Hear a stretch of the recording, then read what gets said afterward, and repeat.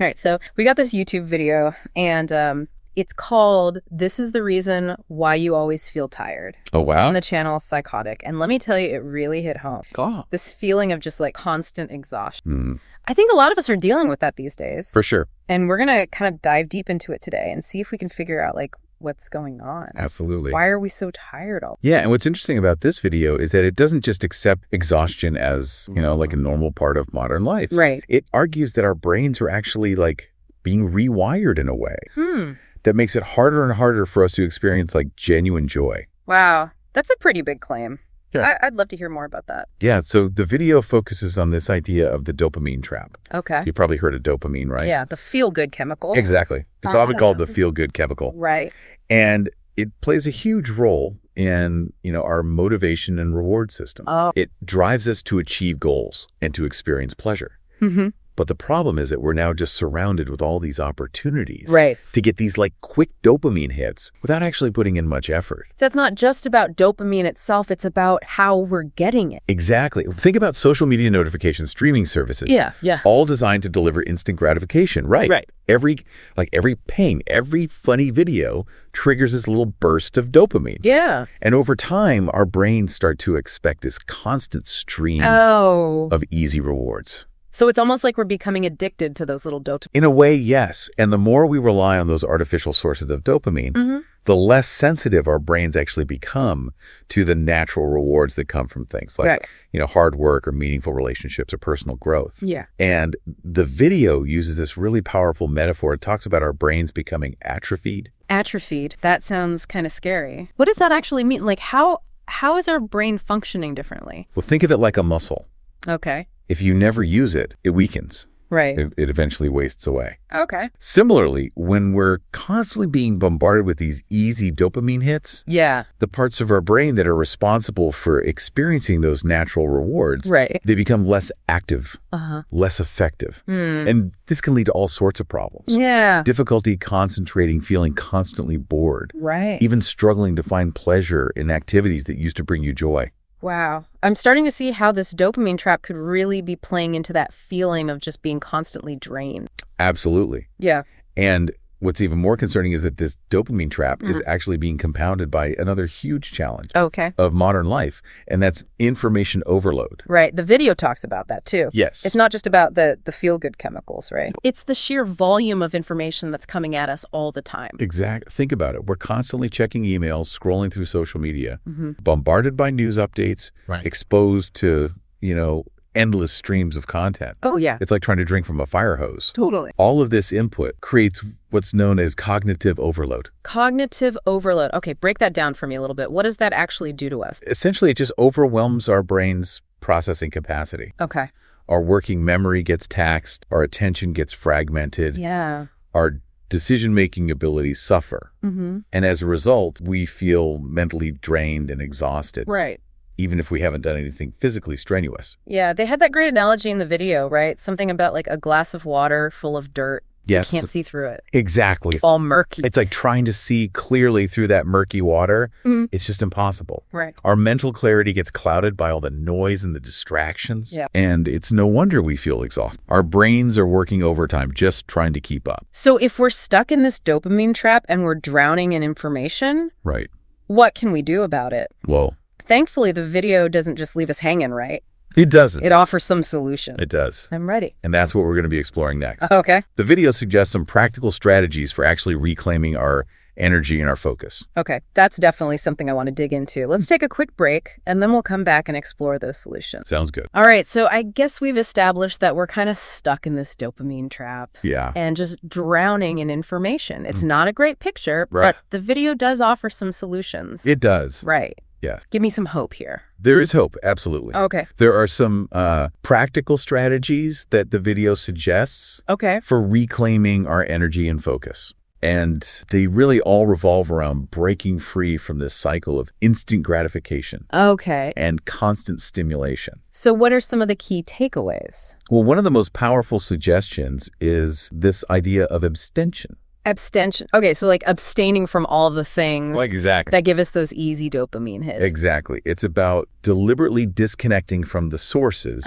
of artificial dopamine. Okay. So this could mean taking regular breaks from your phone, doing a social media detox. Right. Or even just like limiting your exposure to certain types of content that, tend to suck you in. So like instead of automatically reaching for my phone when I have a couple minutes of downtime, maybe I could pick up a book or go for a walk or something. Precisely. The idea is to give your brain a chance to kind of reset. Okay. And resensitize itself to natural rewards. I can see how that would be helpful. I have to admit, though, the idea of giving up those dopamine hits, even temporarily, sounds a little uncomfortable. And that brings us to the next suggestion. Okay. Embracing discomfort. All right. This is where I might need a little bit of convincing. Okay. Because isn't the whole point of this to feel less exhausted and less stressed? I hear you, but hear me out on this. Okay. The thing is, our constant pursuit of comfort and ease is actually contributing to the problem. Okay. We've become so accustomed to instant gratification that we shy away from anything that requires effort or might involve a little bit of discomfort. Yeah. But the truth is that real growth and satisfaction often come from pushing ourselves beyond our comfort zones. Yeah, that makes sense. I mean, it's like we're so used to taking the easy path that we've forgotten the rewards that come from actually challenging ourselves. Exactly. So the idea here is to intentionally engage in activities that require effort and don't offer that immediate gratification. Okay. So instead of passively consuming entertainment, try creating something. Yes. Okay. Right? Paint, build something with your hands. Okay. Instead of scrolling through social media. Right. Have a face-to-face conversation with a friend. Instead of watching a movie, read a book. Those are all great suggestions, but I think the hardest part for me would be dealing with that initial discomfort. Sure. Like that feeling of boredom or restlessness that comes up when I'm not constantly being stimulated. I think that's something that a lot of people struggle with. Yeah. But what's important to remember is that those feelings are temporary. Okay. And the more we resist that urge to immediately soothe them with a quick dopamine hit, the more we build our capacity for tolerating discomfort. Okay. And the more we open ourselves up to those deeper, more lasting rewards that come from effort and engagement. So it's like a muscle. Exactly. The more we exercise our ability to tolerate discomfort, the stronger it becomes. Exactly. And that leads us to the final piece of the puzzle, reducing noise. Okay. That one speaks to me. My inbox alone feels like an avalanche of noise most days. I think we can all relate to that feeling. Yeah. But reducing noise isn't just about decluttering our physical spaces. Yeah. It's also about curating the information we consume. Right. And becoming more mindful of the inputs that we're allowing into our mind. So it's about being more intentional with our attention. Exactly. Rather than just letting it get pulled in a million different directions. Exactly. It's about choosing quality over quantity. Okay. Being selective about the sources we trust. Right. And setting boundaries around how and when we engage with information. This might mean unsubscribing from email lists that no longer serve us. Right. Limiting our time on social media. Or being more discerning about the news that we choose to consume. You know, it's funny, we're talking about reclaiming our energy and focus. Yeah. But it almost feels like this is about reclaiming our minds. That's a great way to put it. It's about taking back control of our mental space and deciding what we want to fill it with. And when we do that, we create space for clarity, for creativity, and for deeper engagement with the things that truly matter. And I imagine that has a ripple effect on our energy levels. Absolutely. And just our overall sense of well-being. For sure. But, you know, the video also touches on something even deeper than just feeling tired or overwhelmed. It talks about this sense of feeling lost, disconnected, almost like we've lost touch with ourselves. You're right. That's a crucial point that the video raises. It's not just about feeling drained. Right. It's about feeling like we're drifting through life on autopilot. Right. Just reacting to external stimuli. Rather than consciously choosing our own path. So how do we address that deeper level of exhaustion, that sense of losing ourselves in the digital age? Right. That's something I'd love to delve into a bit more. It feels like we've gotten to some really tough stuff here, like this idea that we're not just tired, but that we're also feeling lost. Right. In all the noise and all the distraction. Yeah. So what can we actually do about that sense of like losing ourselves, that feeling of disconnect? Well, the video suggests that a big part of reclaiming our energy and focus is also about reclaiming our identity. Okay. Like reconnecting with our values and our passions. Okay. It's about remembering who we are beyond the constant stream of information and stimulation. So it's not just about changing our habits. It's about like remembering what matters to us. Exactly. It's about taking a step back from that external world and tuning into our inner world. Like what brings us joy? What are we passionate about? Yeah. What kind of impact do we want to make on the world? Right. These are big questions. Yeah.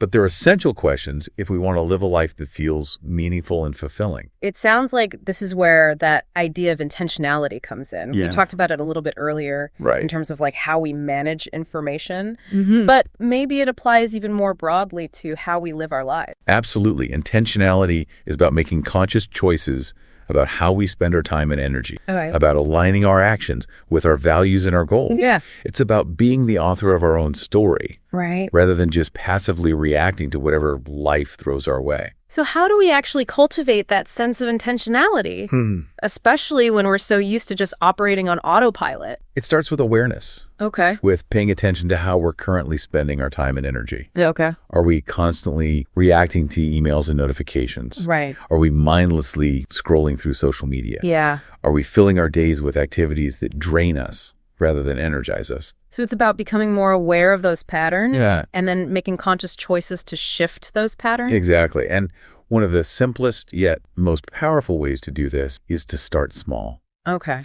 The video emphasizes that you don't have to overhaul your entire life overnight. Right. Just pick one small thing that you can do today to break free from that cycle of distraction and reconnect with yourself. That makes it seem a lot less daunting. Right. What are some examples of small steps that we could take? It could be as simple as setting aside 15 minutes in the morning to just sit in silence without your phone, or taking a walk in nature without any distractions, or choosing to spend an hour working on a creative project that you've been putting off. Right. The key is to choose something that aligns with your values and brings you a sense of joy or fulfillment. It's like planting a seed, right? Those small acts of intentionality might seem insignificant at first, but they have the potential to grow into something much bigger. And the more we practice those small acts, the more we build that intentionality muscle. Right. And the easier it becomes to make choices that support our well-being and align with our deeper purpose. I love that analogy. Yeah. It's not about being perfect. It's about progress. Exactly. It's about consistently making small choices that move us in the right direction. Absolutely. So what stands out to you as a small step you could take today? For me, I think I'm going to try like a social media detox for a couple of hours each evening. Yeah. I'm curious to see how it affects my sleep and just my overall sense of calm. What about you? Yeah. I think I'm going to commit to spending 30 minutes each day working on a personal writing project. Oh, nice. It's something I've been wanting to do forever, but I always find excuses to put it off. Yeah, and you know those small acts of resistance. Right. Those moments when we choose intentionality over autopilot. Yeah. They not only benefit us individually, but they also have this ripple effect on the world around us. That's such an important point, I think, when we reclaim our energy and our focus. Yeah. When we live more intentionally, we become more present, more engaged. Absolutely. And more capable of contributing to something larger than ourselves. It's like we're creating this collective shift in consciousness, a movement towards a world where depth and meaning are valued over distraction and instant gratification. I think that's a beautiful note to end on. Yeah. We explored, the downsides of the dopamine trap, the challenges of information overload, that feeling of losing ourselves in the digital age. Yeah. But I think we also discovered that we have the power to choose a different path. Absolutely. A path that leads to a greater energy focus and fulfillment. And ultimately, it's a path that leads us back to ourselves. Yeah. To our authentic selves. Yeah. The ones who are capable of creating and connecting and contributing in ways that we maybe forgot were possible. So our final thought-provoking question for you, the listener, is this. What is one small step that you can take today to break free from that cycle of exhaustion and start living more intentionally? We'd love to hear your thoughts. Until next time, stay curious, stay engaged, and stay true to yourself.